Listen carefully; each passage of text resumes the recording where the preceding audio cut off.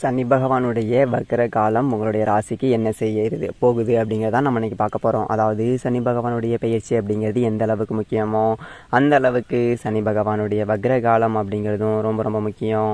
ஏன்னா இது சாதாரணமாக 10 நாள் 15 நாளைக்கு வந்துட்டு போகக்கூடியது கிடையாது. 4.5 மாதம், ஜூன் மாதம் 29ஆம் தேதியிலிருந்து நவம்பர் மாதம் 15ஆம் தேதி வரைக்கும். அப்போது ஒரு 4.5 மாதம் அப்படிங்கிறது ஒரு பெரியதொரு காலகட்டம். அப்படிங்கிறதுனால இந்த வக்ர காலகட்டத்தில் சனி பகவான் கொடுக்கக்கூடிய பலாபலன்கள் அப்படிங்கிறத நாம் ரொம்ப சரியாக பார்த்து வச்சுக்கணும். ஏன்னா பல பேர் வந்துட்டு சனி பகவானாலே பயப்படுவாங்க. சனி பகவானுடைய வக்ர காலம் அப்படின்னா அதை விட அதிகமாக பயப்படுவாங்க. என்ன பண்ணுவாரோ ஏது பண்ணுவாரோ தெரிலையே அப்படிங்கிற மாதிரி ஒரு நடுக்கம் இருக்கும். இப்போது புரட்டாதி நட்சத்திரத்தில் இருக்கக்கூடிய சனி சதய நட்சத்திரத்துக்கு போகிறாரு. அக்டோபர் 5 அவிட்டம் நட்சத்திரத்துக்கு போவார். அதன் பிறகு அவர் பழையபடி நேர்கதிக்கு போவார். இதே காலகட்டத்தில் பார்த்தீங்க அப்படின்னா குரு பகவான் வந்துட்டு ரிஷப ராசியில் இருக்கார். ராகு மீனத்தில் இருக்கார். கேது கன்னியில் இருக்கார். சனி பகவானுடைய வக்ரத்தோடு சேர்த்து இந்த வருட கிரகங்களுடைய நகர்வு அப்படிங்கிறதையும் பார்க்கணும். சனி பகவான் வந்துட்டு தன்னுடைய பார்வையை மேச ராசியில், சிம்ம ராசியில், விருச்சக ராசியில் பதிக்கிறாரு. அதாவது செவ்வாயினுடைய ஆதிக்கத்தில் இருக்கக்கூடிய 2 ராசியில் பார்க்குறாரு. மேஷம் விருச்சகம் 2த்தையும் பார்க்குறாரு. சூரிய பகவானுடைய ஆதிக்கத்தில் இருக்கக்கூடிய சிம்ம ராசியையும் பார்க்குறாரு. இது எல்லாமே பார்த்தீங்க அப்படின்னா சனி பகவானுக்கு பகை வீடு. மேஷம், சிம்மம், விருச்சகம் 3மே பகை வீட்டை தான் சனி பார்க்குறாரு. அப்போது இந்த வக்ர காலகட்டத்தில் அவருடைய பார்வைக்குன்னு தனி பலன் இருக்குது.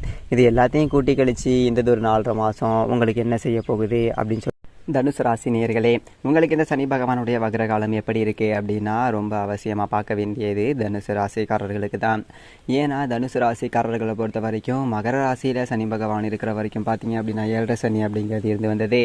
அப்போ ஒரு 6 மாதத்துக்கு 1 வருஷத்துக்கு முன்னாடி வரைக்கும் படாத பாடுபட்டிருந்துருப்பீங்க. இப்போ லேசாக கொஞ்சம் எந்திரிச்சு வரலாம் அப்படிங்கிறப்போ குரு பகவான் பயிற்சி ஆகி போயிட்டு 6ஆவது வீட்டில் உட்காந்துருப்பார்.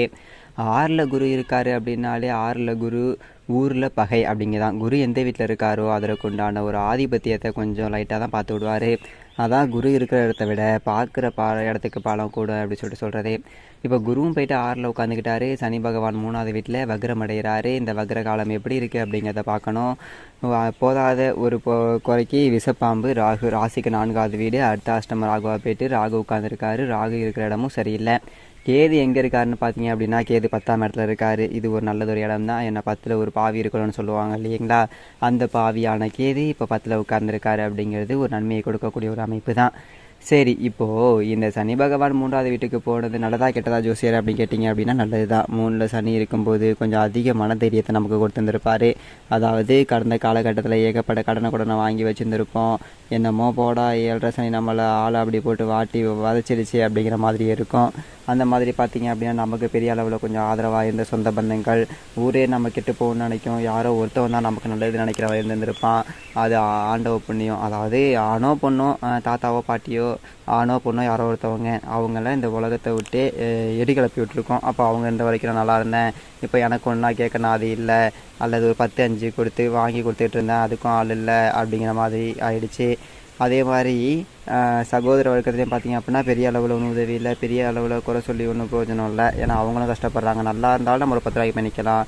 அவங்களும் என்னாட்ட போய் நிற்கிறாங்க அப்படிங்கும்போது நான் யார்கிட்ட போய் நிற்கிறது பாவம், அவங்களும் சொல்லி குறையில நான் தான் கெட்டு போயிட்டேன் அப்படின்னா அவங்களும் இருக்காங்க. குடும்பத்துக்கு ஒன்று நேரம் சரியில்லை போல இருக்கே அப்படிங்கிற மாதிரி தான் காலகட்டம் ஓடிக்கிட்டு இருந்திருக்கோம்.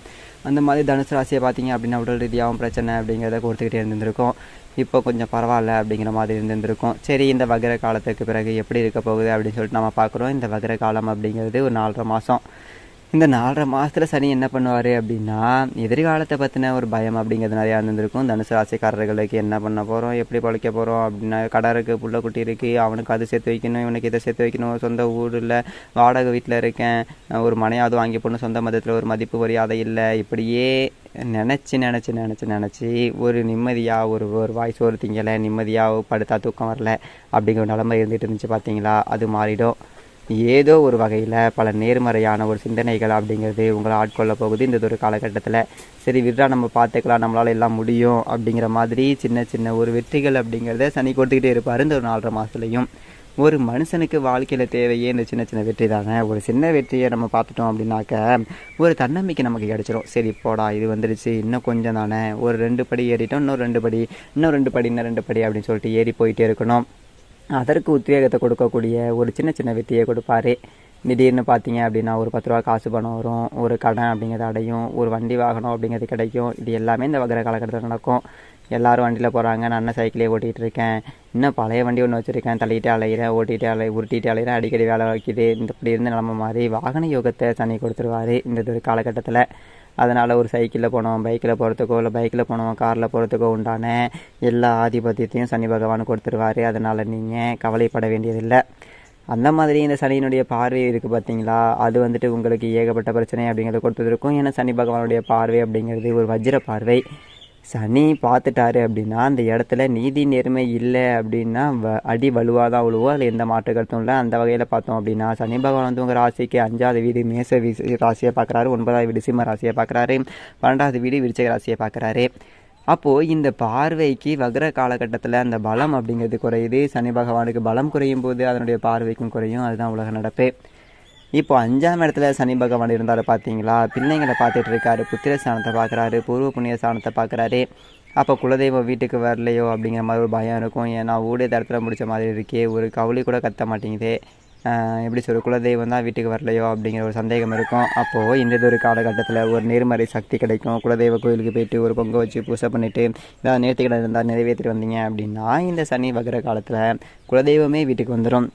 உங்களுக்கு தெரியும் வீட்டில் ஏதோ நல்லது நடந்துக்கிட்டு இருக்கு, பரவாயில்ல அப்படிங்கிற மாதிரி ஒரு மாற்றம் அப்படிங்கிறது கிடைக்கும். அந்த மாதிரி பிள்ளைங்க ஒழுங்காக படிச்சுட்டு வேலைக்கு போகாமல் உட்காந்துருந்துருக்கலாம். ஏன்னா சனி அவங்கள பார்த்துட்டாரு இல்லைங்களா. அப்போது சனி பார்வைப்பட்டவங்க என்ன பண்ண முடியும் அப்படின்னா கொஞ்சம் அடங்கி தான் உட்காந்துருக்கணும், வேறு வழியே இல்லை. அப்போ இதுக்கு மேலே இந்த பார்வையுடைய பலம் குறையுது அப்படிங்கும்போது பிள்ளைங்களுக்கு வேலை கிடைக்கும், பரவாயில்ல ஒரு 10 ரூபாக்குள்ளே சம்பாதிக்கிறான், சந்தோஷம் அப்படிங்கிற ஒரு மனநிலை. படிக்காத பிள்ளைங்க கூட கொஞ்சம் படிப்பில் நாட்டத்தோட இந்த கொஞ்சம் நிறையா படிக்கும், அதில் ஒரு மாற்றம் அப்படிங்கிறது நமக்கு நல்லா தெரியும். அடுத்து 9ஆம் இடத்தையும் சனி பகவான் பார்க்குறாரு. 9 அப்படிங்கிறது சொந்த வீடு, தந்தை, இதெல்லாம் குறிக்கக்கூடிய ஒரு இடம். வீடு கட்டியிருந்தால் கூட எவனாவது ஒருத்தவன் கேஸு போட்டுருந்துருப்பான், பாதியில் நிற்கும். இல்லை பேங்க்கில் லோன் கேட்டுருந்துருப்போம், அது வந்திருக்காது, பாதியில் நிற்கும். அப்பாவுக்கு அடிக்கடி உடம்பு சரியில்லை, பெரும்பாலும் அப்பாவை ஏற கட்டி விட்டுருந்துருப்பாங்க. அப்படி மீறி இருந்தாலும் அவங்களுக்கு கொஞ்சம் உடம்பு சரியில்லாமல் அப்படி இப்படி இருக்கும் இல்லைங்களா. அது எல்லாமே இதுக்கு மேலே கொஞ்சம் சரியாயிடும். அப்பா குணமாயிட்டாருப்பா, பெருசாக ஒரு 10 ரூபா மருத்துவ செலவு இல்லாமல் அப்படிங்கிற அளவுக்கு கொஞ்சம் இருக்கும். சொந்த வீடு கட்டணும் அப்படிங்கிற ஒரு ஆசை நிறைவேறக்கூடிய ஒரு வாய்ப்பு அப்படிங்கிறத கொடுப்பாரு. அந்த மாதிரி 12ஆம் இடத்தை சனி பார்க்குறாரு இல்லைங்களா. 12ஆம் இடம் அப்படிங்கிறது விரயஸ்தானம். விரயத்தை சனி பார்த்தாரு அப்படின்னா விரயத்தை அழிச்சிருவார். இதுக்கு மேலே சுப விரய செலவுகள் அப்படிங்கிறது உங்களுக்கு நிறையா வரும். கடந்த ஒரு காலகட்டத்தில் சுப விரய செலவுகளே வந்திருக்காது. சுப காரியம் நடந்தே பல வருஷம் ஆயிடுச்சு, வெறும் துக்க காரியமாக தான் நடக்குது, நல்ல காரியம் எங்கெல்லாம் நடக்குது அப்படின்னு சொல்லிட்டு புலம்பிட்டு கிடந்தவங்க எல்லாத்துக்குமே இதுக்கு மேலே சுப காரியம் நடக்கும் சனி பகவானுடைய இந்த வக்கர காலகட்டத்தில். அதோட முக்கியமான ஒரு விஷயம் என்ன அப்படின்னு பார்த்தீங்க அப்படின்னா, குரு பகவான் ராசிக்கு 6வது வீட்டில் இருக்கார். 6ல் குரு, ஊரில் பகை அப்படின்னு சொல்லிட்டு இருந்தாலும் குரு பகவானுடைய பார்வைக்குன்னு பலன் நிறைய இருக்குது. ஏன்னா 10ஆம் இடத்த குரு பகவான் பார்க்குறாரு அப்படிங்கும்போது சொந்த தொழில் நல்லாயிருக்கும். ஏதோ ஒரு 10 ரூபா கஷ்டப்பட்டாலும் சரி, நமக்குன்னு ஒரு தொழில் இருக்குது, அதில் ஒரு 10 ரூபா நமக்கு வருமானம் இருக்குது, அதை நம்பி 10 ரூபா நமக்கு கடனும் கொடுப்பாங்க, நம்மளால் அடைக்கவும் முடியும். ஒரு 10 ரூபா வருமானம், சந்தோஷம், அந்த நிலைமை அப்படிங்கிறது இதுக்கு மேலே மாறும். 12ல் வந்துட்டு உங்களுக்கு சனி பார்வை இருந்தது பார்த்தீங்களா. குரு பார்வையும் 12ல் இருக்குது. அப்போது அந்த ஒரு பார்வையும் இந்த ஒரு பார்வையும் ஒன்றுக்கு ஒன்று கழிஞ்சு போச்சு. அபவிரிய செலவுகள், தொழில் ரீதியான நட்டத்துக்கு வேலை இல்லை, சுப நிகழ்ச்சிகள் அப்படிங்கிறது சுப விரைய செலவுகள் தான் இருக்கும். அதோட ராசிக்கு 2வது வீடு குடும்பஸ்தானத்தில் குரு பகவானுடைய பார்வை அப்படிங்கிறது விழுகுது. ரொம்ப அற்புதமான ஒரு விசேஷம். ஏன்னா தனவாக்கு குடும்பஸ்தானம். ஒரு பேச்சை மூலதனமாக கொண்டு தொழில் செய்கிறவன், ஒரு பட்டிமன்ற பேச்சாளராக இருக்கேன், ஒரு அரசியல் மேடை பேச்சாளராக இருக்கேன், ஒரு செய்தி வாசிக்கிறேன், ஒரு டிவியில் வேலை செய்கிறேன், ஒரு ஜோசியம் பார்த்துக்கிட்டு இருக்கேன். இந்த மாதிரி பேச்சை தொழில் கொண்டு செய்யக்கூடியவங்களுக்கு ஒரு 10 ரூபா காசு பணம் அப்படிங்கிறது கூடுதலாக கிடைக்கும். அந்த மாதிரி வருமானம் இல்லை, அதனால் கல்யாணம் பண்ணலை, நிரந்தர வேலை இல்லை, எங்கே போய் பொண்ணு கேட்குறது, எங்கே போய்ட்டு மாப்பிள்ளை பார்க்குறது, இப்படி இருந்தவங்களுக்கு ஏதோ ஒரு வகையில் என் பிள்ளை இங்கே வேலை செய்கிறான் அப்படின்னு சொல்லிட்டு எடுத்து செஞ்சுக்கிட்டு வரன் கேட்கக்கூடிய அளவுக்கு வேலை கிடைக்கும். கல்யாணம் ஆகாதவர்களுக்கு மரண் பார்க்க ஆரம்பிச்சிடுவாங்க. நல்ல வீட்டில் சுப நிகழ்ச்சிகள் நடப்பதற்கான ஒரு எல்லா அறிகுறிகள் அப்படிங்கிறதும் தெரியும்.